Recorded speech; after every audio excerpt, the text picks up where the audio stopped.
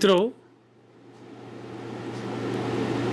કુદરતી સંસાધનો પાઠમાં પહેલા ભાગમાં આપણે સંસાધન કોને કહેવાય, સંસાધનના જુદા જુદા પ્રકારો,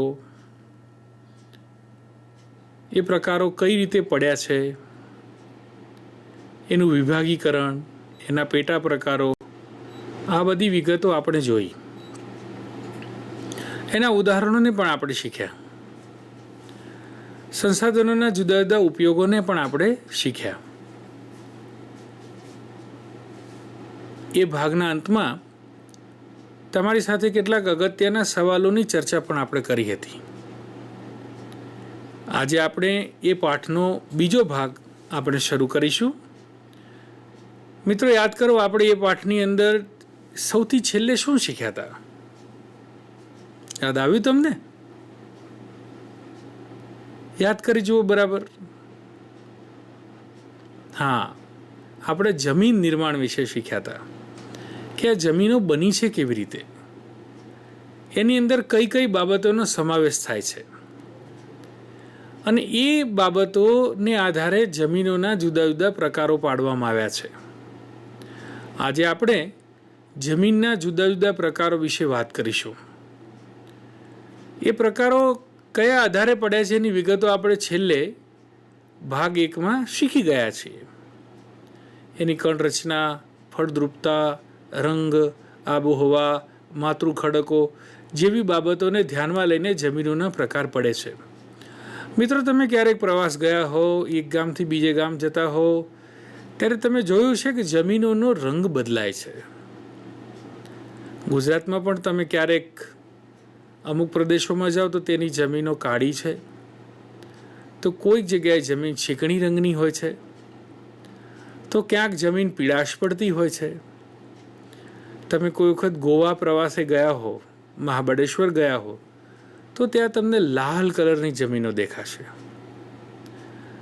તો જુદા જુદા ક્ષેત્રમાં જમીનોના રંગ જુદા જુદા છે, એમ એમની ફળદ્રુપતા પણ જુદી જુદી છે. મિત્રો, આ જમીન એ બહુ જ એક અગત્યનું સંસાધન છે, જેથી આપણને અનેક વસ્તુઓ પ્રાપ્ય થાય છે. ફળદ્રુપ જમીનો એ સારી ખેતી માટેની પૂર્વ શરત છે. જો જમીનો ફળદ્રુપ ન હોય, ગમે તેટલા બિયારણ સારા હોય, ગમે તેટલી મહેનત કરીએ, સિંચાઈ ભરપૂર કરીએ, પરંતુ પાક પાકતો નથી. તો આજે આપણે જમીનોના જુદા જુદા પ્રકારો વિશે વાત કરીશું. એ પ્રકારો કયા કયા છે, શેના આધારે પડ્યા છે, એની લાક્ષણિકતા કઈ છે, કયા વિસ્તારમાં એ જોવા મળે છે, ક્ષેત્રફળ, દેશના ક્ષેત્રફળમાં એનો હિસ્સો કેટલો છે, એના જુદા જુદા ગુણધર્મો, એની વિશેષતાઓ, લાક્ષણિકતાઓ, એમાં થતા પાકો, કયા પ્રદેશમાં એ જોવા મળે છે, એ વિગતો આજે આપણે શીખીશું. પણ એ પહેલાં બરાબર યાદ કરી લઈએ કે જમીનની જુદી જુદી ગુણવત્તાને આધારે પડેલી આ જુદી જુદી જે પ્રકાર અથવા ભાત છે એને ઓળખી લઈએ. જમીનોના આપણે ત્યાં કુલ 8 પ્રકાર છે. તમને એમ થશે કે આ નામ અંગ્રેજીમાં લખ્યા છે, પરંતુ મિત્રો, તમે જો પાઠ્યપુસ્તક વાંચ્યું હોય તો દરેક પ્રકારની બાજુમાં આપણે અંગ્રેજી નામ પણ લખ્યું છે. તમે જવાબ લખો ત્યારે આ અંગ્રેજી નામને પણ જો યાદ કરીને લખો તો ખૂબ સારું લાગે. જો કે એના કંઈ વિશેષ માર્ક્સ નથી, પરંતુ આપણી સારી છાપ પડે જો આપણે ગુજરાતી નામની સાથે જ અંગ્રેજી નામને લખીએ તો પણ. સૌથી પહેલી જમીન છે કાંપની જમીન. બીજી જમીન છે લાલ અથવા રાતી જમીન. બ્લેક સોઇલ એટલે કાળી જમીન. લેટેરાઇટ જમીનનું ગુજરાતીમાં નામ પણ લેટેરાઇટ જમીન છે. ડેઝર્ટ અને એરિડ સોઇલને આપણે રણ પ્રકારની જમીન કહીએ છીએ. માઉન્ટેન સોઇલ એટલે પર્વતીય જમીન. ફોરેસ્ટ સોઇલ એટલે જંગલની જમીન. માર્સી અને પીટી સોઇલ એટલે એને માટે શબ્દ છે દલદલની જમીન અથવા પીટ પ્રકારની જમીન. તો આ જે જમીનો છે એના કુલ 8 પ્રકારો થયા. તમે ક્યાંક જંગલનું નામ સાંભળ્યું, ક્યાંક પહાડનું નામ સાંભળ્યું, ક્યાંક દલદલનું નામ સાંભળ્યું. એનાથી તમને જુદી જુદી પરિસ્થિતિનો અંદાજ આવે. તો મિત્રો, આ જમીનની પોતાની એક લાક્ષણિકતા છે. તમારા પાઠ્યપુસ્તકમાં કેટલીક જમીનોના ફોટોગ્રાફ્સ આપ્યા છે, સરસ મજાના રંગીન ચિત્રો છે, એટલે તમને જમીનોના ગુણધર્મો અને એના રંગરૂપ વિશે ખબર તો પડે.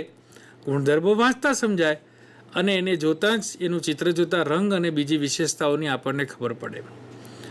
મિત્રો, 8 પ્રકારની જમીનો બધી જગ્યાએ જોવા મળતી હોય એવું નથી. દેશના કેટલાક ક્ષેત્રોમાં અમુક પ્રકારની જમીન જોવા મળે તો કેટલાક ક્ષેત્રોમાં અમુક પ્રકારની જમીન જોવા મળે. તો આપણે 8 પ્રકારોને વિગતવાર એક પછી એક સ્લાઇડની મદદથી શીખીએ. સૌથી પહેલી જમીન છે કાંપની જમીન. કાંપની જમીન શબ્દ આપણા કાને પડે અને આપણને ખબર પડે છે કાંપ એટલે નિક્ષેપણ. નદીઓ દ્વારા જે કાંપનું નિક્ષેપણ થાય એનાથી જે જમીનો બને છે એ જમીનોને કાંપની જમીન કહે છે. આવા પ્રકારની જમીનો આપણે ત્યાં ગંગા, બ્રહ્મપુત્રા જેવી મોટી નદીઓના કિનારે એના નિક્ષેપિત વિસ્તારોમાં જોવા મળે છે. લગભગ આખું ઉત્તર ભારતનું જે મેદાન છે એ કાંપની જમીનોનું બનેલું છે. આ કાંપની જમીનો એ નદીઓ કિનારે હોય એ એની પૂર્વ શરત છે.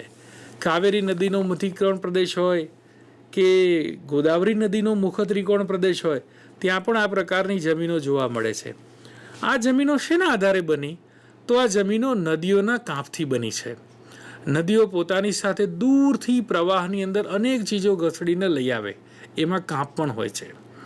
જ્યારે નદી પર્વતોમાંથી નીકળે ત્યારે ખૂબ ગતિશીલ હોય છે, પરંતુ જેમ જેમ એ પર્વતથી નીચે આવે એમ ઢોળાવ ઘટતો જાય છે.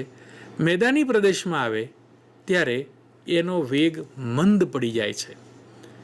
નદી પોતાની સાથે ઘસારણ કરીને માટી, કણો, જૈવિક પદાર્થો આ બધું જે લઈ આવે એના કિનારે ઠરે છે.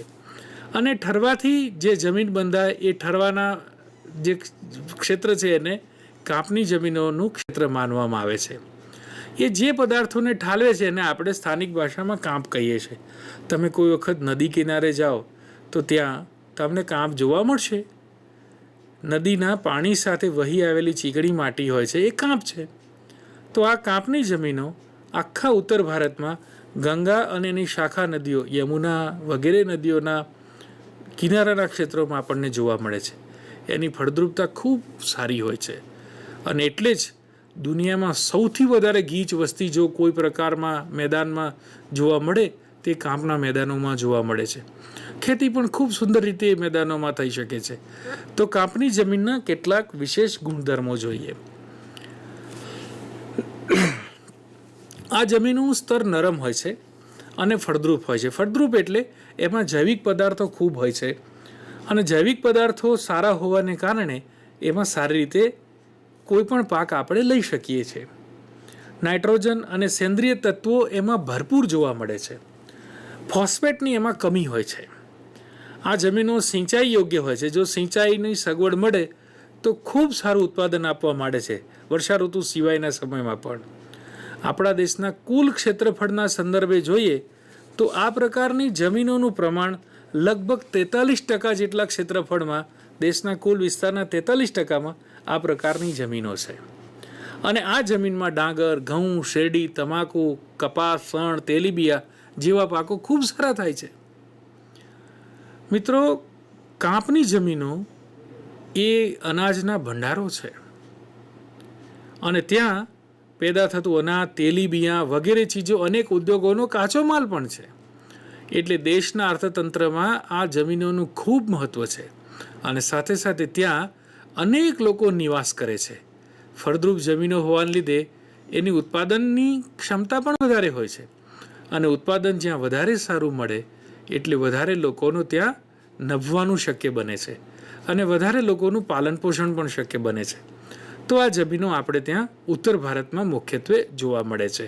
ગુજરાતમાં પણ આ પ્રકારની જમીનો ઘણી જગ્યાએ જોવા મળે છે. આગળ જોઈએ બીજી જમીન. એ જમીન છે લાલ અથવા રાતી જમીન.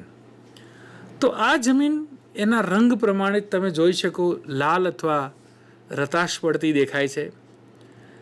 કોઈક વખત તો આપણને એમ લાગે કે જાણે કે લાલ કલરનો ઈંટનો ભૂકો નાખ્યો હોય કે એવા પ્રકારની આ જમીન દેખાય છે.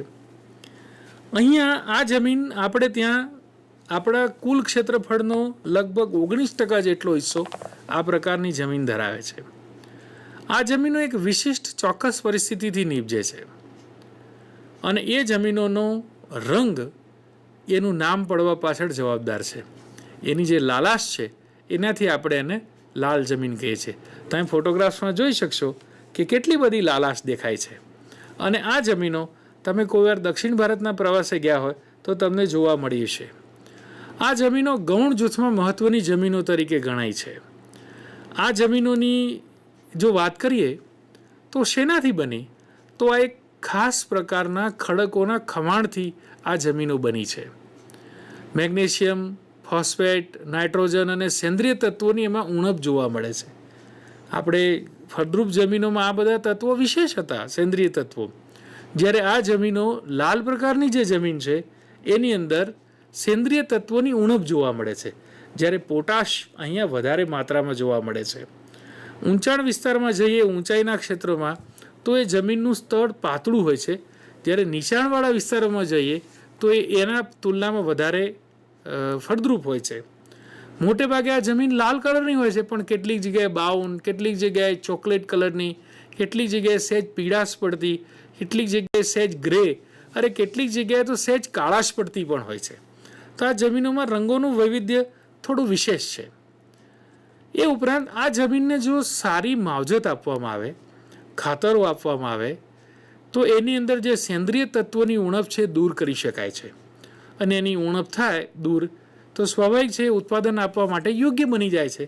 તો આવી જમીનમાં કપાસ, ઘઉં, ડાંગર, કઠોળ, બાજરી, તમાકુ, તેલીબિયા, બટાટા અને વિવિધ પ્રકારના ફળોના પાક લઈ શકાય છે.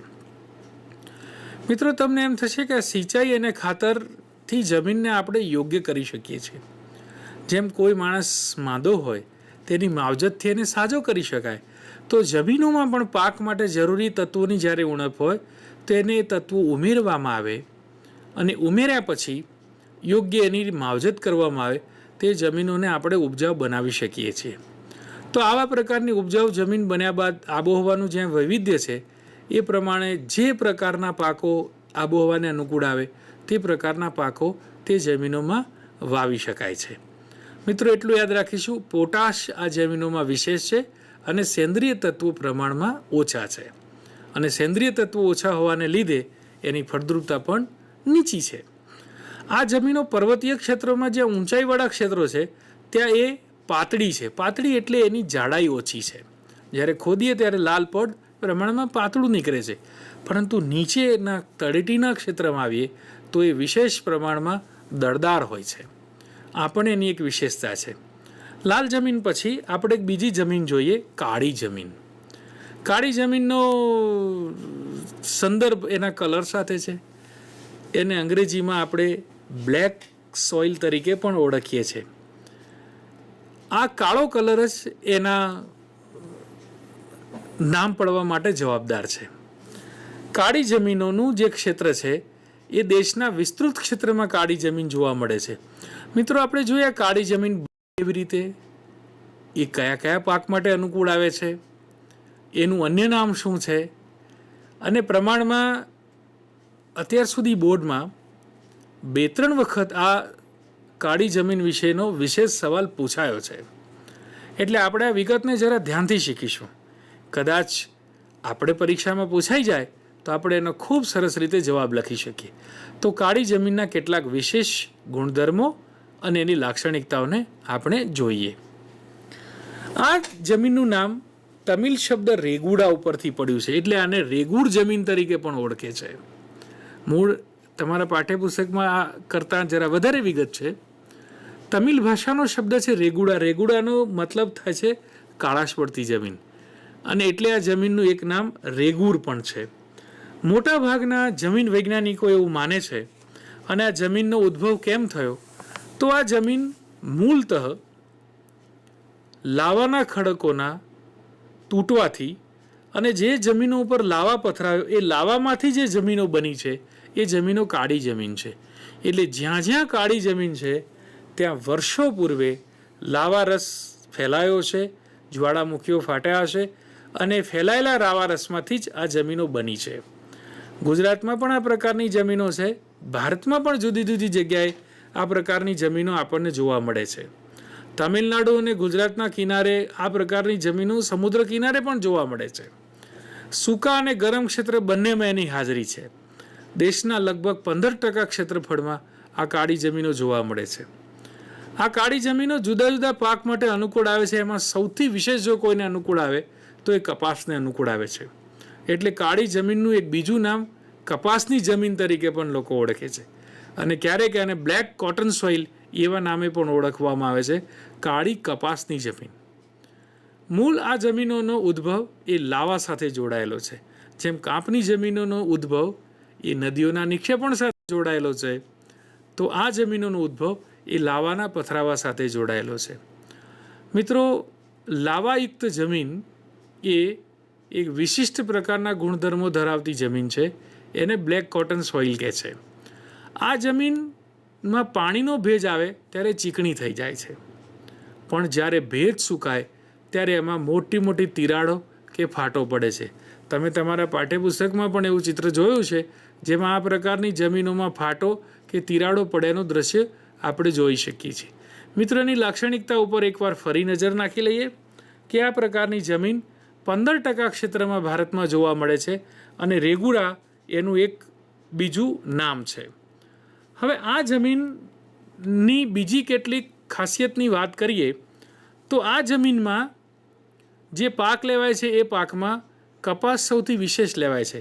આપણે ત્યાં ગુજરાતમાં વડોદરા જિલ્લાથી નર્મદા નદી સુધી જઈએ એટલે વડોદરાથી નર્મદા સુધીનું જે ક્ષેત્ર છે એ કાનમ નામનો જે પ્રદેશ છે તે પ્રદેશમાં આ પ્રકારની જમીનો જોવા મળે છે. દક્ષિણ ભારતમાં અને મધ્ય ભારતમાં આ પ્રકારની જમીનો વિશેષ પ્રમાણમાં છે અને એ જમીનો ત્યાંની ઉપજાઉ જમીનો તરીકે ઓળખાતી જમીનો છે. ખૂબ કપાસનું ભરપૂર ઉત્પાદન કરતી જમીનો છે અને આ જમીન કપાસને એટલી બધી અનુકૂળ આવે છે કે એનું એક અન્ય પર્યાયી નામ પણ કપાસની જમીન થઈ ગયું છે.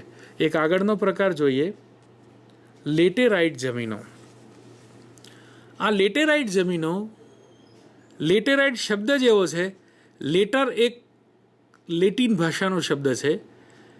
એનો અર્થ એ લેટર ઉપરથી આ લેટેરાઇટ જમીન એવો શબ્દ બન્યો છે અને આ જમીનો પણ લાલ જમીનો જેવી રતાશ પડતી હોય છે. આ જમીનોનો લાલ રંગ એ લોહ ઓક્સાઇડને આભારી છે. લોખંડને કાટ આવે ત્યારે કેવું રતાશ પડતું થઈ જાય છે તમે ચિત્રમાં જોઈ શકો છો કે જ્યાં ત્યાં લાલ લાલ કલર તમને જોઈ શકાશે અને એ લાલ રંગ એ લોહ તત્વના ઓક્સાઇડને આભારી છે. ચિત્રમાં તમે સ્પષ્ટ રીતે જોઈ શકો છો કે લોહ ઓક્સાઇડને લઈને આ જમીનો લાલ બની છે. આ જમીનો સૂકી અને ભેજવાળી બંને આબોહવાના પરિવર્તનથી પણ અસ્તિત્વમાં આવે છે. બીજી રીતે જોઈએ તો આ જમીનોની અંદર ખાસિયત એ છે કે લોહ તત્વ એને ભેજ મળે અને ત્યારે એ ભેજને લઈને એનું ઓક્સિડેશન થાય એટલે લાલ કલરની આ જમીનો બની છે. એની કેટલીક લાક્ષણિકતાઓ જોઈએ. એનું મૂળ નામ હમણાં આપણે જોયું, લેટિન શબ્દ લેટર, એનો અર્થ થાય છે ઈંટ. સૌથી પહેલાં આપણે ત્યાં ઇતિહાસ તપાસીએ તો 1810ની સાલમાં બ્રિટિશ ભૂવૈજ્ઞાનિકો દ્વારા એની સૌથી પહેલી ઓળખ કરવામાં આવેલી. ખૂબ ઊંચું તાપમાન હોય, વધારે વરસાદ હોય, ખમાણનો દર ઊંચો હોય, થોડા થોડા સમય સૂકો સમયગાળો આવે અને વર્ષનો ઘણો ભાગ ભેજવાળો હોય ત્યારે જમીનો બને છે. આ જમીનની અંદર વરસાદ વધારે હોવાને લીધે એની અંદરથી ચૂના અને સિલિકા દ્રવ્યોનું ધોવાણ થઈ જાય છે અને ધોવાણ થઈ જવાને કારણે એ જમીનોની અંદર લોહ તત્વ, પોટાશ, એલ્યુમિનિયમનું પ્રમાણ વધારે જોવા મળે છે, પરંતુ એની ફળદ્રુપતા ઓછી છે. આ જમીનની અંદર કપાસ, ડાંગર, રાગી, શેરડી અને ગોવા જેવા પ્રદેશોમાં તો કાજુનો પાક પણ લેવામાં આવે છે. તો આ જમીનોની એક આ વિશેષતા છે. એક વધારે આગળ જમીનનો પ્રકાર જોઈએ આપણે એ પહેલાં લેટેરાઇટની થોડી બીજી ખાસિયતો અને એના વિસ્તારો વિશે ધ્યાન કરી લઈએ. લગભગ 1000થી 1500 મીટરની સમુદ્ર સપાટીથી ઊંચાઈ આ જમીનો જોવા મળે છે. પશ્ચિમ ઘાટમાં, પૂર્વ ઘાટમાં, રાજમાલના ડુંગરોમાં, વિંધ્યાચળમાં, સાતપુડામાં અને માલવાના ઉચ્ચ પ્રદેશમાં આ જમીનો વિશેષ જોવા મળે છે. આપણે ત્યાં દક્ષિણ મહારાષ્ટ્ર, કર્ણાટકના કેટલાક ભાગો, આંધ્રપ્રદેશ, ઓડિશા, પશ્ચિમ બંગાળ, કેરાલા, ઝારખંડ, અસમ અને મેઘાલયમાં પણ જોવા મળે છે. મિત્રો, તમે જે વિસ્તારોમાં જમીન જોવા મળે ત્યાં વરસાદનું પ્રમાણ ખૂબ ઊંચું હોય છે. ત્યાં ચા, કોફી, રબર, સિંકોના, નાળિયેર, સોપારી જેવા બાગાયતી પાકો પણ લેવામાં આવે છે. અને જ્યાં નીચાણવાળા ક્ષેત્રો છે ત્યાં ડાંગરના પાક માટે પણ અનુકૂળ ગણાય છે. એ બાંધકામ સામગ્રી તરીકે પણ ક્યાંક ક્યાંક વપરાય છે. તમે જુઓ અહીંયા એક ચિત્રમાં તમને દેખાશે, લેટેરાઇટ જમીન ક્યાંક સખત બ્લોક તરીકે કામમાં આવે છે.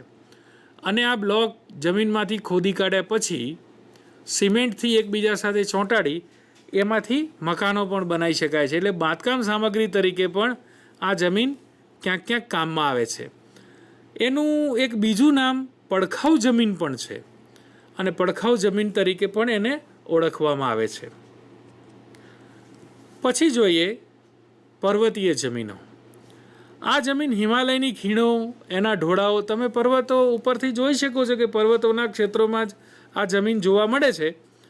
અને ત્યાં લગભગ 2700 મીટર જેટલી ઊંચાઈ ઉપર આ જમીન જોવા મળે છે, 2700થી 3000 મીટરની વચ્ચે. એનું સ્તર પાતળું છે, અપરિપક્વ જમીનો છે. અસમ, દાર્જિલિંગ, ઉત્તરાખંડ વગેરે ક્ષેત્રોમાં એ જમીન જોવા મળે છે. આ જમીનોની અંદર ભેજ મળતા ચીકણી બને છે અને ભેજ સુકાઈ જાય ત્યારે સખત બને છે. પર્વતીય ઢોળા ઉપર આવેલી છે, છીછરી છે અને અપરિપક્વ છે. મિત્રો, આ છીછરી અને અપરિપક્વ બે શબ્દોને આપણે સમજીએ. છીછરીનો મતલબ છે કે એનું દળ બહુ જાડું નથી, અને અપરિપક્વ એટલે જમીનો પૂરેપૂરી હજી બની નથી, એમાંય બનવાની પ્રક્રિયા ચાલે છે. એટલે એની કણ રચનાને આધારે કહીએ તો જરા મોટા કણ ધરાવે છે. ભેજ મળતા એ ચીકણી બને છે અને સુકાતા સખત બને છે. સ્વાભાવિક છે કે ખૂબ વધારે વરસાદવાળો ક્ષેત્ર હોય ત્યાં જમીનોમાં સેન્દ્રિય પણ ઓછું હોય છે. ક્યાંક ભૂખરી પણ જોવા મળે, ક્યાંક લાલ અને રાખોડી જેવા રંગની પણ જોવા મળે છે. આ જમીનનો એક ગુણધર્મ છે, એ થોડીક એસિડિક પ્રકારના ગુણધર્મો ધરાવે છે, એટલે અમ્લીય પ્રકૃતિની જમીનો છે. આ જમીન પછી એક જમીનનો પ્રકાર છે, એ જમીનના પ્રકારનું નામ છે જંગલની જમીનો. હવે મિત્રો, આ ચિત્રને બરાબર ધ્યાનથી તમે જોઈ લો. હું કર્સર ફેરવું એ ભાગની અંદર જુઓ, તમને સહેજ કાળાશ દેખાશે. આ કાળાશનો જે ભાગ છે એ નીચે જતા લાલ કલરનો થતો દેખાય છે. હવે આની વિગત આપણે સમજીએ કે આ કાળાશ અને લાલ રંગનો અનુબંધ શું છે. તો મિત્રો, જંગલ ક્ષેત્રમાં, જંગલ કોને કહેવાય? વધારે વૃક્ષો હોય ત્યારે વૃક્ષોના પાંદડા પડે, એક ઉપર બીજા પાંદડા પડતા જાય, ભેજ લાગે, સમય જાય અને એનું બેક્ટેરિયા વિઘટન કરે, એટલે પાંદડા સડીને કાળા કલર જેવો ભાગ બને. તો આ જંગલ વિસ્તારની જમીનોનું જે ઉપલું પડ છે એ વનસ્પતિને બીજા સડી શકે એવા વનસ્પતિજન્ય જૈવિક પદાર્થોના સડવાથી એનો ઉપરનો ભાગ કાળો છે. આ જમીનની આખી સ્તર રચના જુઓ તો ઉપરનો કાળો ભાગ ધીમે ધીમે ક્રમશઃ નીચે જાઓ એમ લાલ દેખાય છે. તમે તમારા ઘર આજુબાજુ કે શાળામાં જ્યાં બહુ જ વૃક્ષો ગીચ હોય એ ક્ષેત્રની અંદર ક્યારેક કચરો કે સફાઈ કરવા જાઓ કાઢવા માટે, ત્યારે તમે જોજો ઉપરનો ભાગ સહેજ કાળો હોય છે. એ ભાગને ખોતરી નાખીએ એટલે નીચેની મૂળ જમીન નીકળે છે. તો જંગલ ક્ષેત્રમાં જે ઉપરનું પડ છે એ વનસ્પતિજન્ય સેન્દ્રિય પદાર્થોના સડવાથી કાળા કલરનું હોય છે, અને જેમ જેમ નીચે જઈએ એમ ભૂરા કે લાલ રંગમાં જમીન પરિવર્તિત થાય છે. હવે આ પ્રકારની જમીનો જ્યાં પર્વતીય ક્ષેત્રમાં છે ત્યાં તેજાના, ચા, કોફી જેવા પાકો લઈ શકાય છે. અને જ્યાં જંગલો સાફ કરીને ખેતી કરવામાં આવી છે ત્યાં વરસાદનું પ્રમાણ સારું હોય તો ડાંગર જેવા પાકો પણ લઈ શકાય છે. તો આ પ્રકારની જમીન એ જંગલ પ્રકારની જમીન છે. એ જમીનની ખાસિયત આપણે ચિત્રમાં જોયા મુજબ કે ઉપરનો ભાગ કાળો છે. હવે એ જમીનોની કેટલીક વિશેષ ગુણધર્મ સાથે જોઈએ તો 3000થી 3100 મીટરની ઊંચાઈએ જંગલ પ્રકારની જમીન આપણને હિમાલયમાં જોવા મળે છે. સહ્યાદ્રીના પર્વતમાં અને પૂર્વ ઘાટમાં પણ જોવા મળે છે. હમણાં આપણે આગળની વિગત જે સમજ્યા કે એનું નિર્માણ વન આધારિત જૈવિક તત્વો એટલે મોટે ભાગે પાંદડા અને વનસ્પતિના જુદા જુદા ડાળા, પાંદડા જેવા ભાગો, ઉપરનું પડ કાળું, ચિત્રમાં આપણે બરાબર જોઈને સમજ્યા વિગત. એમાં પોટાશ, ફોસ્ફરસ અને ચૂનાના તત્વની ઉણપ હોય છે. જો કે એની અંદર જે તત્વોની ઉણપ હોય એ જરૂરી તત્વોને ઉમેરી અને ખાતર ઇત્યાદિ નાખીને એને વધારે ઉપજાઉ બનાવી શકાય છે. ચા, તેજાના એટલે ઇલાયચી, લવિંગ, તજ જેવા પાકો છે બધા તેજાના છે. જાયફળ છે, જાવંત્રી છે. આ જુદા જુદા ફળો, કોફી, ઘઉં, ડાંગર, મકાઈ જેવા પાકો પણ લઈ શકાય છે. ભારતમાં જમ્મુ કાશ્મીર, હિમાચલ પ્રદેશ, ઉત્તરાખંડ અને દક્ષિણ ભારતના કેટલાક વિસ્તારોમાં અને રાજ્યોમાં આ પ્રકારની જમીન આપણને જોવા મળે છે. તો મિત્રો, જંગલની જમીનની આપણે વિશેષતા જોઈ. ઉપરનો ભાગ પાંદડા વગેરે જૈવિક પદાર્થો સડવાથી કાળા કલરનો છે અને જેમ જેમ નીચે ઉતરીએ એમ લાલાશ કે ભૂખરી થતી જાય છે. આ જંગલની જમીનની લાક્ષણિકતા છે. મિત્રો, જંગલની જમીન એ જંગલના વિસ્તારોની અંદર જોવા મળે છે અને કેટલેક ઠેકાણે જંગલ ઉપરથી નાબૂદ થતાં આ પ્રકારની જમીનો ખુલ્લી થાય ત્યાં ખેતી કરવાની પણ માણસો દ્વારા શરૂઆત થાય છે. એક આગળની જમીન જોઈએ આપણે. આ જમીન છે રણ પ્રકારની જમીન. રણ શબ્દ કાને પડે એટલે આપણને રેતી અને દળદાર રેતીનું દૂર દૂર સુધી, ક્ષિતિજ સુધી નજર નાખીએ ત્યાં સુધી રેતીયું મેદાન એવું નજરે પડે છે. તો આ રણ પ્રકારની જે જમીનો છે એને અંગ્રેજીમાં ડેઝર્ટ સોઇલ તરીકે આપણે ઓળખીએ છીએ. આ રણ પ્રકારની જમીન છે એ સૂકી ને અર્ધ સૂકી આબોહવાવાળા ક્ષેત્રમાં જોવા મળે. જે વિસ્તારમાં વધારે વરસાદ નથી તે વિસ્તારની આબોહવા સૂકી ને અર્ધ સૂકી છે. એ ઓછી ફળદ્રુપ છે. એમાં ક્ષારો વધારે છે. આનું આ એરિડ જે નામ છે એ ક્ષારો આધારિત પડ્યું છે. ક્ષારો ખૂબ છે અને આ જમીનની અંદર દ્રાવ્ય ક્ષારોનું પ્રમાણ વધારે છે. એટલે જો એમાં આપણે પાણી નાખીએ તો એ ક્ષારો ઓગળીને બહાર પણ આવે છે. આ જમીનો રાજસ્થાન, કચ્છ, સૌરાષ્ટ્ર, હરિયાણા અને દક્ષિણ પંજાબમાં એ રેતી કે ઝીણી કાંકરીયુક્ત પણ હોય છે. એમાં જે સેન્દ્રિય તત્વો છે એ સેન્દ્રિય તત્વો અને નાઇટ્રોજન બંનેની ઉણપ છે અને જ્યારે આ બે તત્વો ઓછા હોય એટલે સ્વાભાવિક છે કે એની ફળદ્રુપતા પણ ઘણી ઓછી હોય છે. એમાં દ્રાવ્ય ક્ષારોનું પ્રમાણ વધારે છે. દ્રાવ્ય એટલે જે પાણીમાં ઓગળે એવા. અગાઉ આપણે જોયું કે સૂકી ને અર્ધસૂકી આબોહવામાં છે એટલે ત્યાં એ જમીનમાં જૈવિક તત્વો પણ ઓછા અને ભેજ પણ નહિવત છે. પણ જે ક્ષેત્રોમાં આ જમીનોમાં સિંચાઈ શક્ય બની છે, સિંચાઈ પહોંચી છે, તો સિંચાઈ જ્યાં મળી છે ત્યાં ખેતી શક્ય બની છે. મિત્રો, તમે ઇન્દિરા કેનાલનું નામ સાંભળ્યું હશે. ઇન્દિરા કેનાલ ભાખરા નાંગલ ડેમમાંથી નીકળે છે અને આપણા રાજસ્થાનમાં જેસલમેર અને બિકાનેર જિલ્લા સુધી એની નહેર પહોંચે છે. બાડમેર અને જેસલમેરના ક્ષેત્રો સુધી એની નહેર આવે છે. ભાખરા નાંગલમાંથી આ કાઢેલી આ નહેર અગાઉ રાજસ્થાન કેનાલ નામે ઓળખાતી હતી. એટલે તમે બહુ જૂના એટલાસ જુઓ તેનો ઉલ્લેખ રાજસ્થાન કેનાલ તરીકે છે, પણ હવે એનું નામ આપણા દિવંગત પ્રધાનમંત્રી ઇન્દિરા ગાંધી સાથે જોડ્યું છે. એને ઇન્દિરા કેનાલ તરીકે આપણે ઓળખીએ છીએ. આ ઇન્દિરા કેનાલનું જે ક્ષેત્ર છે એ ક્ષેત્રમાં આ પ્રકારની જમીનો હતી. આ જમીનો સિંચાઈના અભાવે તદ્દન બિન ઉત્પાદક હતી, પરંતુ ભાખરા નાંગલની ઇન્દિરા કેનાલ આવ્યા પછી એ જમીનો ઉપજાઉ બની છે. એમાં બાજરી જેવા પાકો સરળતાથી લઈ શકાવા માંડ્યા છે અને એ ક્ષેત્રોની આખી કાયાપલટ આ સિંચાઈને લીધે શક્ય બની છે. તો રણ પ્રકારની જમીનોમાં ક્ષાર વધારે છે, એ રેતીલી ને કાંકરીયુક્ત છે, ઓછી ફળદ્રુપ છે. એને યોગ્ય માવજત કરીને જો સિંચાઈ મળે તો એ પુનઃ ઉપયોગી થઈ શકે છે.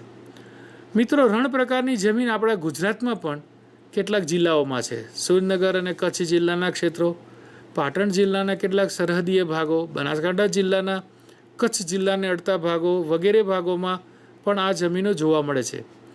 રાજસ્થાન સાથે જોડાયેલા જિલ્લાઓમાં પણ આ જમીન જોવા મળે છે. આ જમીનોનો પટ્ટો રાજસ્થાનથી શરૂ કરીને છેક હરિયાણા, પંજાબ સુધી પહોંચે છે. ખાસ કરીને એ રાજ્યોના પશ્ચિમ સીમાના જે ક્ષેત્રો છે ત્યાં આ પ્રકારની ક્ષારીય અને રણ પ્રકારની જમીન જોવા મળે છે.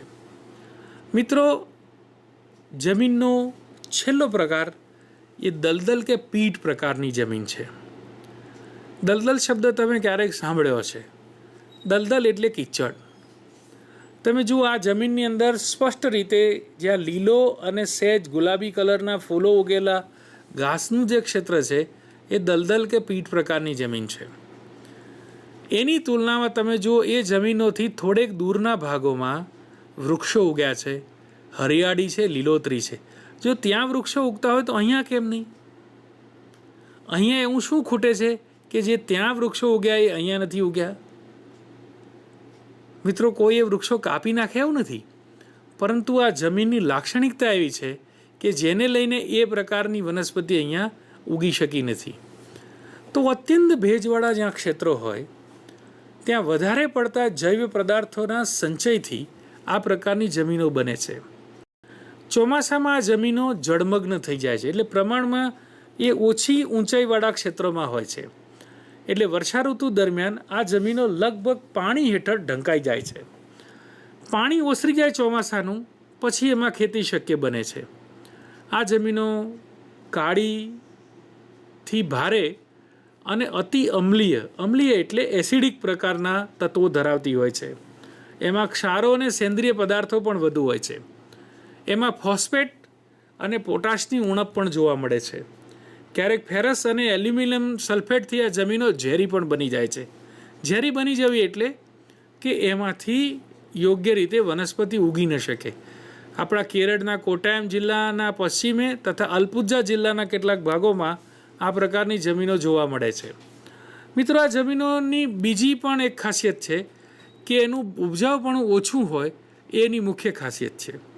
ચોમાસામાં જમીનો મોટે ભાગે જળમગ્ન થઈ જાય છે અને અતિશય જલભરાવને કારણે એ જમીનોમાં જૈવિક તત્વોની વધારે પડતી હાજરી પણ વનસ્પતિના વૃદ્ધિ વિકાસને અવરોધે છે. આ જમીનો લોહ તત્વો અને જૈવ પદાર્થોથી પણ બને છે. ઓડિશા, પશ્ચિમ બંગાળ, તમિલનાડુ જેવા જિલ્લામાં આ જમીનો જોવા મળે છે. ઉત્તરાખંડના અલ્મોડા જિલ્લામાં પણ આ જમીનો જોવા મળે છે. પરંતુ આ જમીનો બહુ અલ્પ પ્રમાણમાં અથવા તો અત્યંત મર્યાદિત ક્ષેત્રમાં આ જમીનો જોવા મળે છે. મિત્રો, અહીંયા આપણે ભારતનો નકશો જોઈએ. નકશો બરાબર ધ્યાનથી જોજો. હું કર્સર ફેરવું એ રીતે તમારા પાઠ્યપુસ્તકમાં પણ પાના નંબર 62 ઉપર આ પ્રકારનો એક નકશો આપ્યો છે. જો કે અહીં કરતાં એના રંગોની કલર સ્કીમ અથવા રંગપૂર્ણી જરા જુદી છે, પણ બાજુની તમે સૂચિ જોશો તો તમને જુદા જુદા પ્રકારની જમીનો જોવા મળશે. જુઓ, આપણે જે જમીનો શીખે એનું થોડું પુનરાવર્તન કરી લઈએ.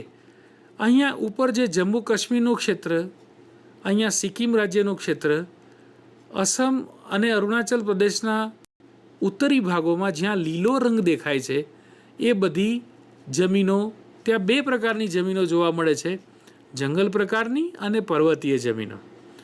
નીચેનો જે લીલો ભાગ દેખાય છે આ આખો, જ્યાં મારું કર્સર પોઇન્ટર ફરી રહ્યું છે, એ આછો લીલો ભાગ, ઉપરનો ઘેરો લીલો છે એની તુલનામાં આછો લીલો ભાગ છે. એ ભાગની જમીનો એ કાંપની જમીનો છે. મિત્રો જુઓ, ગુજરાતમાં પણ ખૂબ ઘણા મોટા વિસ્તારમાં આવી કાંપની જમીનો છે. નર્મદા, તાપી, મહી જેવી નદીઓના નિક્ષેપણથી બનેલી, અહીંયા ગંગા અને યમુના અને એની શાખા નદીઓ દ્વારા બનેલી.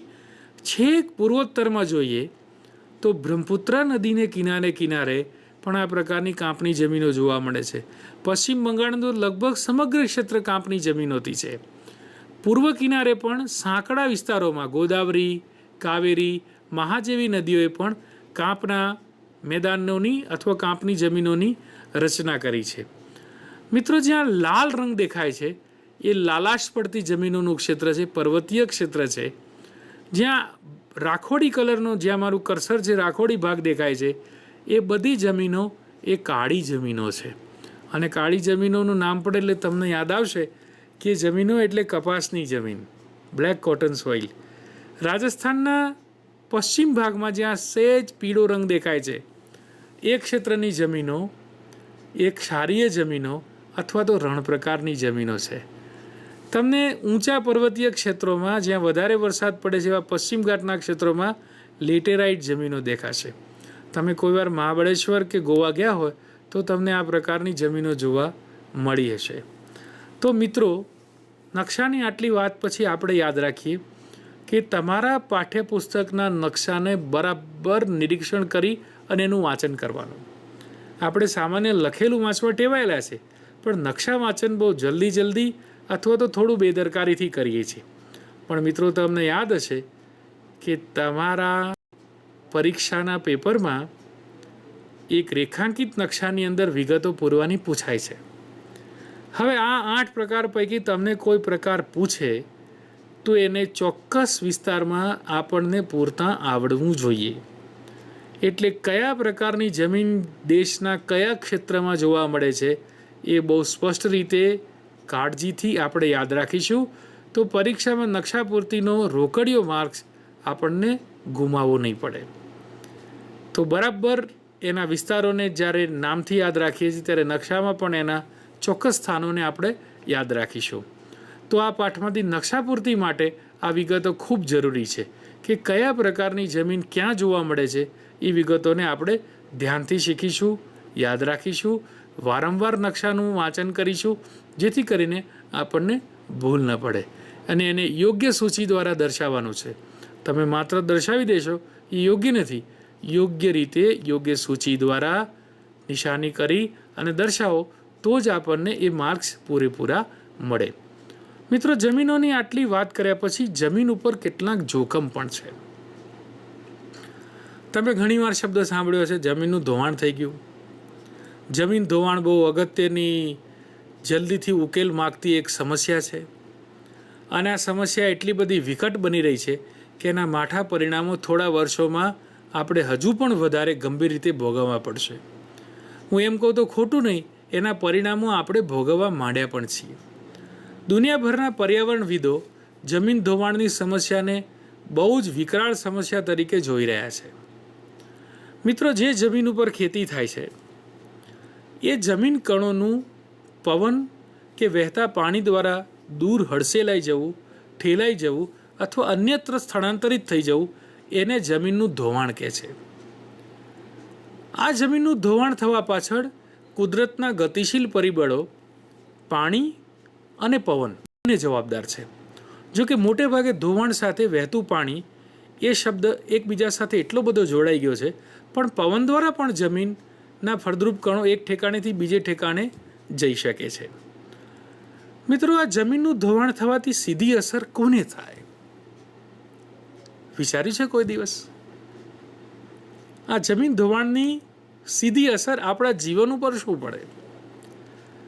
તો મિત્રો, અગાઉ આપણે જ્યારે જમીનો શીખ્યા, જમીન નિર્માણ શીખ્યા, ત્યારે જમીનની ફળદ્રુપતાની આપણે વાત કરી હતી કે જમીનનું જે ઉપલું પડ છે એમાં જમીનની વિશેષ ફળદ્રુપતા છે.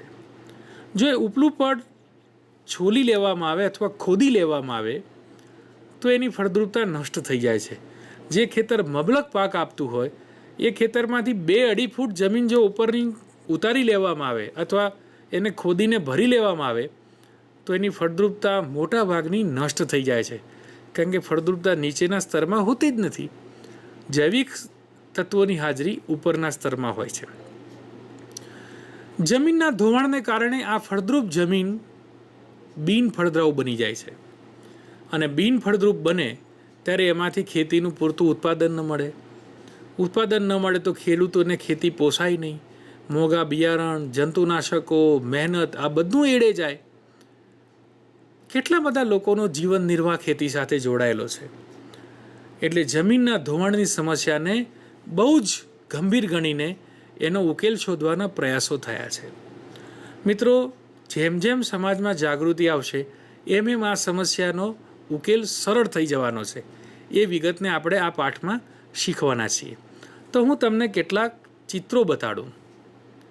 સૌથી પહેલું ચિત્ર તમે જુઓ કે બાજુની જમીન સરસ મજાનું હરિયાળું ખેતર છે.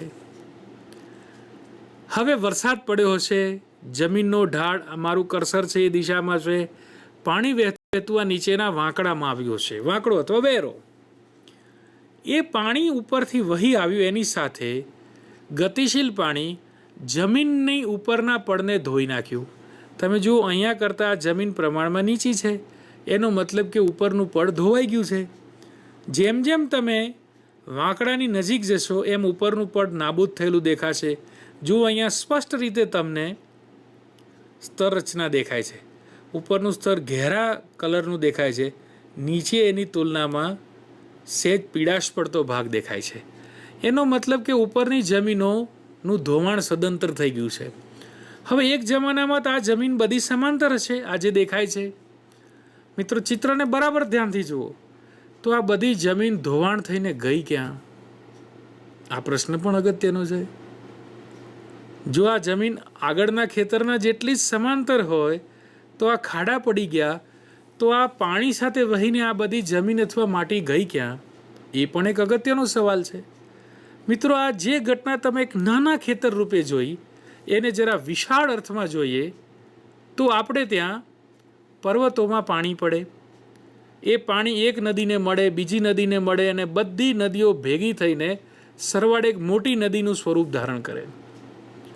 મિત્રો વિચારો, એ પહાડોમાંથી આ ધોવાણ થાય, અનેક માટી કણો અને ઘણી બધી જમીનનો જથ્થો ધોવાણ થઈને નદીઓમાં આવે. એનાથી શું થાય? નદીઓમાં વધારે પડતી માટીનો ભરાવો થાય, એટલે નદીઓ છીછરી બને, નદીઓની ઊંડાઈ ઘટે, જે તળિયું નીચું હતું એ ઊંચું આવે અને એના લીધે થોડો જ વરસાદ પડે તો પણ કિનારાના ભાગમાં પાણી ફરી વળે. જે નદીઓમાં પહેલાં 15-20 ઇંચ વરસાદ પડે એક બે દિવસમાં તો પણ એ નદીઓમાંથી પાણી વહીને આપોઆપ સમુદ્ર સુધી પહોંચી જતું હતું, એ નદીઓ હવે થોડા જ વરસાદમાં ઉભરાઈ જાય છે. કિનારાના ગામોમાં, શહેરોમાં પાણી પેસી જાય છે. તો જમીન ધોવાણની સાથે મહત્ત્વનો જો કોઈ પ્રશ્ન હોય નુકસાનનો તો એ પૂરની સમસ્યાથી ઉદ્ભવતો સવાલ છે. અને બીજો સવાલ છે કે જમીનની ફળદ્રુપતા ઘટે છે. મિત્રો, તમે જાણતા હશો કે આપણે ત્યાં ફળદ્રુપ જમીનોની આમ પણ અછત છે અને અછતમાં જો ધોવાણ થાય તો જમીનની ફળદ્રુપતા ક્રમશઃ ઘટતી જાય, આપણું અન્ન ઉત્પાદન ઘટે, ખેતી પ્રમાણમાં નબળી પડે, ખેતી કરનારા ખેડૂતોની આર્થિક સ્થિતિ કથળે, કેટલા બધા માઠા પરિણામ આવે. ભારત જેવા ખેતી પ્રધાન દેશમાં તો જમીન ધોવાણ કે જમીન બગાડવાની પ્રવૃત્તિ જરા પણ સાંખી ન લેવાય. અને જો એવું થાય તો આપણા મહત્ત્વના સંસાધનને આપણે બરબાદ કરીએ છીએ એવો અર્થ થાય. એટલે મિત્રો, જમીન ધોવાણ એ બહુ જ મોટી વકરતી સમસ્યા છે. તમને એકાદ બે બીજા ચિત્રો પણ હું બતાવું. જો અહીંયા પણ જમીનનું ભારે ધોવાણ થયું છે. તમે જોઈ શકો છો કે ખૂબ બધો વરસાદ પડવાને કારણે પાણી વહીને નીચાણ તરફ ગયું હશે. તમારા બિલકુલ ચિત્ર જોવાની સાથે સમજમાં આવી જશે કે એક જમાનામાં આ બધી જમીનો ઊંચાણવાળી હશે, આટલી ઊંચાઈવાળી હશે. તમે જુઓ, જ્યાં જ્યાં ધોવાણ થયું છે એ વિસ્તારના વૃક્ષો પડી ગયા છે, ત્યાંનું ઘાસ નાબૂદ થઈ ગયું છે. તમે જુઓ, અહીંયા કેટલાક મૂળિયા દેખાશે તમને, તો એ મોટું વૃક્ષ પણ ઉખડી ગયું છે ધોવાણ થતાં થતાં નબળું પડીને. તો અતિશય ધોવાણને લઈને એક ક્ષેત્રની વનસ્પતિ નાબૂદ થઈ જાય છે, ઉપરની ફળદ્રુપતાવાળું પડ પણ જતું રહે, ત્યારે ત્યાં કશું ઉગતું નથી. એ ભાગ નકામો બની જાય છે. એ જમીન ખરાબો અથવા તો બિન ઉત્પાદક જમીનોમાં પરિવર્તિત થઈ જાય છે. મિત્રો, આ જમીન ધોવાણની સમસ્યા વિશે થોડુંક વધારે જાણીએ. તમે તમારા ગામ કે ખેતરોના ક્ષેત્રોમાં ક્યારેક જોયું હશે કે વરસાદનું પાણી જવાને લીધે લાંબી તિરાડો કે ખાડા પડી જાય છે. કેટલીક વખત પાણી બહુ જ વિશાળ મોટા વિસ્તાર ઉપરથી વહીને જતું રહે છે. જ્યારે પાણી વહીને જતું રહે છે ત્યારે એની સાથે જમીનના સેન્દ્રિય તત્વો પણ વહી જાય છે અને જમીનને બગાડે છે. આપણે બે ચિત્રોમાં જોયું કે જમીનનો કેટલો બધો હિસ્સો ધોવાઈને અન્યત્ર જતો રહ્યો છે અને આ ધોવાઈને અન્યત્ર જતી રહેલી જમીન એની ઉત્પાદકતા ગુમાવે છે. પહેલાં ફળદ્રુપતા ગુમાવે અને ફળદ્રુપતા ઓછી થતાં એની ઉત્પાદકતાને ગુમાવે છે. મિત્રો, કેટલી મોટી ગંભીર સમસ્યાનો સામનો આપણે કરી રહ્યા છે. પરંતુ એને અટકાવવાના પણ ઉપાયો છે. એને અટકાવવાના ઉપાયો વિશે આપણે જાણીએ. મિત્રો, પરીક્ષામાં જો આપણને પૂછાય તો આપણે આના ઉપાયો લખી શકીએ. જુઓ, અહીંયા એક બહુ જ મોટા વિસ્તારમાં જમીનનું ધોવાણ થયું છે અને ખૂબ ઊંડા કોતરો અસ્તિત્વમાં આવ્યા છે. આ બધી જમીનો છેવટે નિરુપયોગી બની જાય છે. એટલે ધોવાણને કોઈ પણ ભોગે અટકાવવું જ જોઈએ અને અટકાવવા માટે કેવા ઉપાય હોય એને આપણે જોઈએ.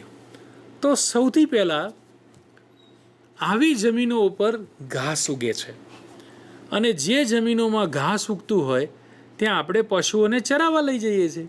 તમે ચિત્રમાં બરાબર જોઈ શકશો કે ખુલ્લી જમીનોમાં પશુઓ ચરવા જાય છે. પશુઓ ચરવા જાય છે એની સાથે એ ઘાસને ખાઈ જાય છે અને ઘાસ ખાઈ જતાં જમીનો ખુલ્લીને ઉગાડી થાય છે. આ જમીનો ઉપરનું ઘાસ નષ્ટ થતાં વરસાદ પડવાની સાથે જ એ પાણી સાથે વહી જાય છે. તો જે તે ક્ષેત્રમાં ધોવાણ થતું હોય ત્યાં ચરાણ પ્રવૃત્તિઓને નિયંત્રિત કરવી જોઈએ. કેટલાક ક્ષેત્રોમાં જ્યાં ધોવાણની સમસ્યા બહુ અઘરી હોય એ ક્ષેત્રો ચવાણ માટે પ્રતિબંધિત કરી દેવા જોઈએ, અથવા તો ચરાણની અવેજીમાં કેટલાક ખેતી પાકો એવા ઉગાડવા જોઈએ કે જે ઘાસચારા તરીકે આપણે વાપરી શકીએ. તમે જુઓ કેટલીક જગ્યાએ જમીન જ પોતે ઢાળવાળી હોય છે. અહીંયા તમે જોઈ શકો, કર્સરની મદદથી હું બતાવું કે આ ઢાળવાળી જમીન છે, અને ઢાળવાળી જમીનમાં પાણી વહીને જ્યારે નીચે તરફ ઉતરે ત્યારે સ્વાભાવિક છે ધોવાણ કરે છે. તો શું કરવું જોઈએ? તો ત્યાં સમોચ્ચ રેખીય શબ્દ જરા અઘરો છે. એક સરખી ઊંચાઈ હોય એવી એક લીટી દોરો, એને સમોચ્ચ રેખા કહેવાય. પર્વતો ઉપર ખેતરો એ પ્રકારે બનાવવા જોઈએ. તમે જુઓ, આ જે ખેતરનો ભાગ છે આ ખેતર છે, અને આ લીલો ભાગ છે ઢોળાવ છે. એ ભાગને છોડી દીધો છે, પણ જે ભાગ સમાંતર કર્યો છે એ એક સરખી ઊંચાઈવાળો છે. એનાથી નીચે ઉતરીએ તો બીજા પગથિયે પણ એક જ સરખી ઊંચાઈ છે.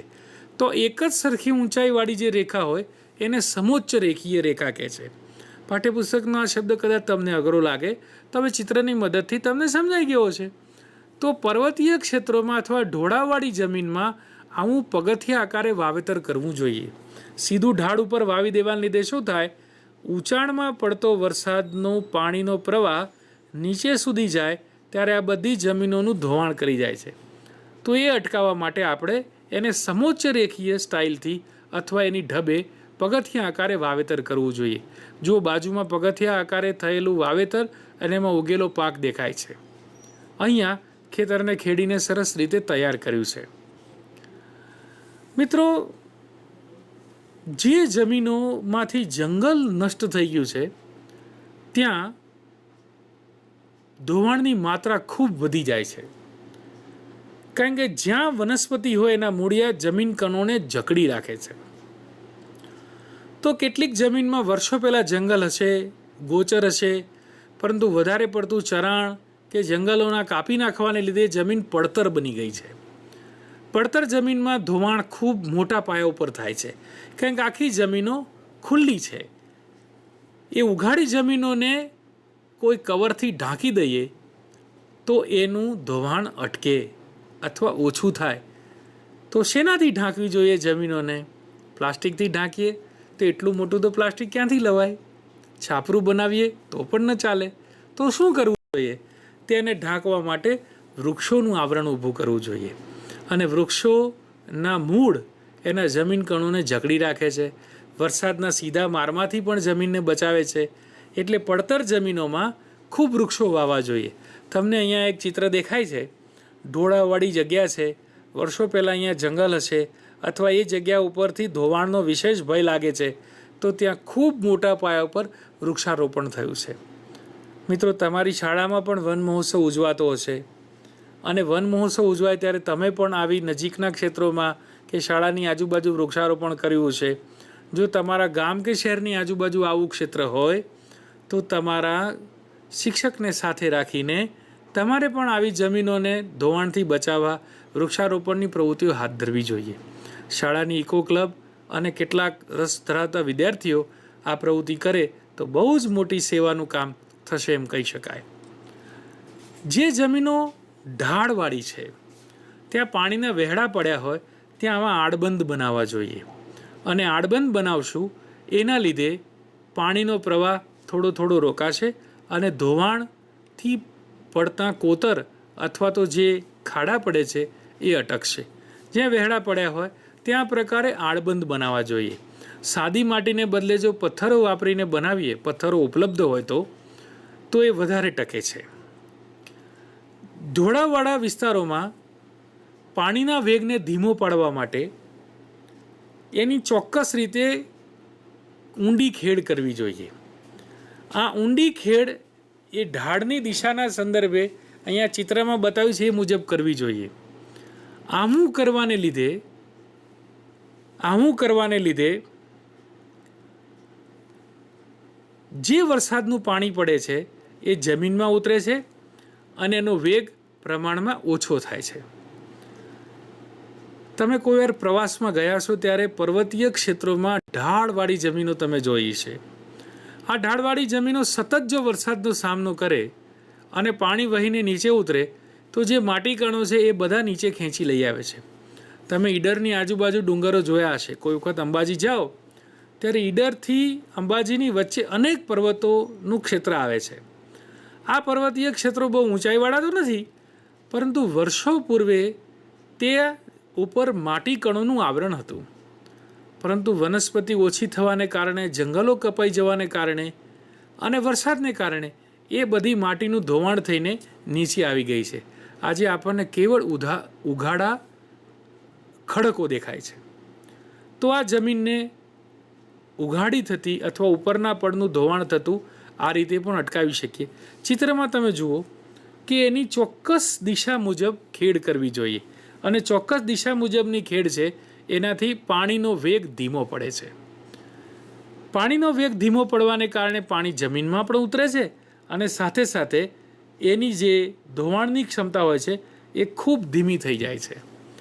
મિત્રો, પરીક્ષામાં કદાચ જો આપણને પૂછાય કે જમીન ધોવાણ અટકાવવાના ઉપાયો જણાવો, તો આપણે એને મુદ્દાસર લખીશું. અહીંયા તમને જુઓ સ્ક્રીન ઉપર મુદ્દાઓ બહુ સ્પષ્ટ દેખાય છે. આપણે ચિત્રોની મદદથી બધા જ મુદ્દાઓને આપણે સમજ્યા છીએ. તો સૌથી પહેલાં જે જમીનોની અંદર ઢોર ચરાવવાની પ્રવૃત્તિ થતી હોય એને નિયંત્રણમાં લેવી જોઈએ. ઢોળાવવાળી જમીનોમાં સમોચ્ચ રેખીય પગથિયાની તરાહથી વાવેતર કરવું જોઈએ. તમને મેં ચિત્રોમાં બરાબર બતાડ્યું છે કે કેવા પ્રકારના પગથિયા હોય. પડતર જમીનોમાં વૃક્ષો વાવવા જોઈએ, અને જ્યાં પાણીના વહેડા પડ્યા હોય ત્યાં આડબંધ બનાવવા જોઈએ, અને પાણીનો વેગ ધીમો પાડવા માટે ઢાળવાળા ખેતરોમાં ઊંડી ખેડ કરવી જોઈએ. મિત્રો, આવા ઉપાયો કરવાને લીધે આપણે જમીનના ધોવાણને અટકાવી શકીશું. જમીનનું ધોવાણ અટકશે તો જમીનની ફળદ્રુપતા આપણે જાળવી શકીશું. તો આ જમીન ધોવાણ અટકાવવાના ઉપાયો હતા. હવે આપણે અગાઉ શીખ્યા હતા એ વિગતથી જરા એક જુદી વિગત શીખીએ. હમણાં મેં તમને શરૂઆતમાં કીધું હતું કે જમીનનું ધોવાણ અટકાવવું જોઈએ, આ જમીનની ફળદ્રુપતા જાળવવી જોઈએ. તો એને શું કહેવાય? તો એને માટે શબ્દ છે ભૂમિ સંરક્ષણ. આ ભૂમિ સંરક્ષણ શબ્દ એ ચોક્કસ હેતુ સાથે વપરાતો શબ્દ છે. ભૂમિ સંરક્ષણ એટલે જમીનનું ધોવાણ અટકાવી જમીનની ફળદ્રુપતા અકબંધ રાખવી, એને આપણે ભૂમિ સંરક્ષણ કહીએ છીએ. આ ભૂમિ સંરક્ષણને એની ગુણવત્તા જાળવવી અને ધોવાણ અટકાવવા એ બે સાથે જોડાયેલો આ સવાલ છે. આપણે ભૂમિ સંરક્ષણ ના કરીએ તો શું થાય? અગાઉ આપણે શીખી ગયા કે જો ભૂમિ સંરક્ષણ ન કરીએ તો જમીનની ફળદ્રુપતા નષ્ટ થાય, ખેતી પાકોનું ઉત્પાદન ઘટે, અને આ ફળદ્રુપ જમીન નષ્ટ થતાં એની ભરપાઈ આપણાથી શક્ય જ નથી. એટલું મોટું પર્યાવરણીય નુકસાન થાય. તો કોઈ પણ સંજોગોમાં ભૂમિ સંરક્ષણ થવું જોઈએ. એ ખૂબ અગત્યનો ઘટનાક્રમ તરીકે હવે આપણે એને લીધો છે. મિત્રો, અહીંયા તમને ચિત્રમાં ખૂબ વિનાશક આવેલું પૂર દેખાય છે. આ પૂર આવવાનું કારણ શું છે? આ પૂર હિમાલયના ઊંચાઈવાળા ક્ષેત્રોમાં ખૂબ વરસાદ પડ્યો, એની સાથે કાંપથી ભરાયેલી નદીઓમાં પાણી આવ્યું. વર્ષો પહેલાં હિમાલય વનોથી આચ્છાદિત હતો, ત્યારે ધોવાણ ઓછું થતું હતું, જંગલો કપાઈ ગયા માણસોના લોભ લાલચને લઈને, અને ધોવાણ થઈને માટી બધી નદીઓમાં ભરાઈ. નદીઓના પ્રવહન માર્ગોને પણ લોકોએ અવરોધ્યા. આ બધાને કારણે ખૂબ વિનાશક પૂર આવ્યું. વર્ષો પહેલાં આવો વરસાદ પડતો હતો, પરંતુ આટલું પૂર વિનાશક આવતું નહોતું. હવે નદીઓના પ્રવાહ છીછરા થવાને કારણે પાણી નજીકની વસાહતોમાં ઘૂસ્યું, અને વસાહતોમાં એણે ખૂબ મોટું નુકસાન કર્યું. તો શું કરવું જોઈએ? તો જંગલોનું આચ્છાદન વધારવું જોઈએ, જેથી કરીને જમીનના મૂળ જમીન કણોને જકડી રાખે. બીજું, નદી કોતરો અને પહાડી ઢોળાવો પર વૃક્ષારોપણ કરવું જોઈએ. આપના વિદ્યાલય દ્વારા પણ સરને ખાસ કહીને તમે પણ વૃક્ષારોપણની આગામી દિવસોમાં વરસાદ ખૂબ સરસ પડશે અને યોગ્ય વાતાવરણ હોય ત્યારે વૃક્ષારોપણ કરજો. નજીકની જંગલ ખાતાની કચેરીનો સંપર્ક કરજો, એ રોપા ઉપલબ્ધ કરાવે છે, અને આપણે આ શીખ્યા એનું એ પ્રાયોગિક પણ થશે. તો એ જમીનોને આપણે મોટા પાયા પર વૃક્ષારોપણ કરી અને એના સંરક્ષણમાં ભાગીદાર બનીશું. બીજું, રણની નજીક પવન દ્વારા રેતી કણો ફળદ્રુપ જમીનને બિનફળદ્રુપ બનાવે છે. તો રણની નજીક વાતા પવનને રોકવા માટે વૃક્ષોની હારમાળા ઉગાડવી જોઈએ. એ રણને આગળ વધતું અટકાવશે. જ્યારે નદીઓમાં વધારે પૂર આવે છે ત્યારે એને સૂકી નદીઓ તરફ વાળવું જોઈએ અથવા એક નદીઓને બીજી નદીઓ સાથે ઇન્ટરલિંકેજ કરવી જોઈએ. અને આ ઇન્ટરલિંકેજ અથવા એકબીજા સાથે આંતરિક જોડાણને કારણે એક નદી જ્યારે ઓવરફ્લો થઈને પૂર આવે ત્યારે એનું પાણી આપોઆપ બીજી નદીમાં ચાલ્યું જાય અને નદી જીવંત બને. પહાડી જમીનો ઉપર અનિયંત્રિત ચરાણને કારણે એનું સ્તર નબળું પડે છે, એ અટકાવવું જોઈએ. હમણાં આપણે અગાઉ પણ જે જોયા એ જ ઉપાયો આની અંદર પણ છે. એવી ખેત પદ્ધતિઓને સીડીદાર ખેતરો અપનાવવા જોઈએ જેનાથી ધોવાણ ઘટે. જે જમીનો ફળદ્રુપતા ગુમાવી બેઠી છે ધોવાણ થયાને કારણે, એમાં પુનઃ સેન્દ્રિય પદાર્થો ઉમેરી અને એ જમીનોને આપણે પુનઃ ફળદ્રુપ બનાવવા પ્રયાસ કરવો જોઈએ. એમાં રાસાયણિક ખાતર, કુદરતી ખાતર, અળસિયા દ્વારા મળેલું વર્મી કમ્પોસ્ટનું ખાતર, જે ઉપાય જરૂરી હોય એ આપણે પ્રયોજવો જોઈએ. ભૂમિ સંરક્ષણના ઉપાયોને આપણે જરા ફરીથી ધ્યાનથી જોઈ લઈએ. જંગલોનું આચ્છાદન, નદી કોતરો પર વૃક્ષારોપણ, રણની નજીક વૃક્ષોની હારમાળા કરવી જોઈએ. નદીઓના પૂરને અન્ય નદીઓમાં વારી અને સૂકી નદીઓને ભરીને અંકુશમાં લેવા જોઈએ. અનિયંત્રિત પશુઓ ચરાવવાની પ્રવૃત્તિ ઉપર નિયંત્રણ મૂકવું જોઈએ. સીડીદાર ખેતરો અને ક્ષિતિજ સમાંતર ખેડ કરવી જોઈએ. જે જમીનો નષ્ટ થઈ ગઈ છે એ જમીનોમાં આપણે પુનઃ સેન્દ્રિય પદાર્થોનું ઉમેરણ કરવું જોઈએ. હવે મિત્રો, કેટલાક અગત્યના સવાલોની વાત કરીએ, કારણ કે છેવટે આ બધું ભણીને આપણે આપવાની છે તો પરીક્ષા. તો ભૂમિ સંરક્ષણ એટલે શું? ભૂમિ સંરક્ષણના ઉપાયો, જમીન ધોવાણ કોને કહેવાય, જમીન ધોવાણની અસરો કઈ હોય અને જમીન ધોવાણ અટકાવવાના ઉપાયો જેવા પ્રશ્નો તમે આમાંથી તૈયાર કરજો. તો મિત્રો, આ આખા પ્રકરણ કુદરતી સંસાધનમાં આપણે કુદરતી સંસાધન એટલે શું, એના કયા કયા પ્રકારો, એ પ્રકારો, એના ઉદાહરણો, જમીનો, જમીનના પ્રકાર કેવી રીતે પડ્યા, શેના આધારે પડ્યા, એ પ્રકારોની વિશિષ્ટતાઓ, કયા પાકો પાકે, કયા વિસ્તારોમાં જોવા મળે, જમીનનું ધોવાણ એટલે શું, ભૂમિ સંરક્ષણ એટલે શું, ભૂમિ સંરક્ષણ માટે શું કરવું જોઈએ, એના ઉપાયો વગેરે વિગતો જોઈ અને છેલ્લે અગત્યના સવાલો જોયા. મિત્રો, આ પ્રકરણમાંથી નકશા પૂર્તિ અને સવાલો બંનેની ખૂબ સુંદર તમે તૈયારી કરજો. તો વાર્ષિક પરીક્ષામાં અને શાળાકીય પરીક્ષામાં તમે સરસ દેખાવ કરી શકશો. ધન્યવાદ.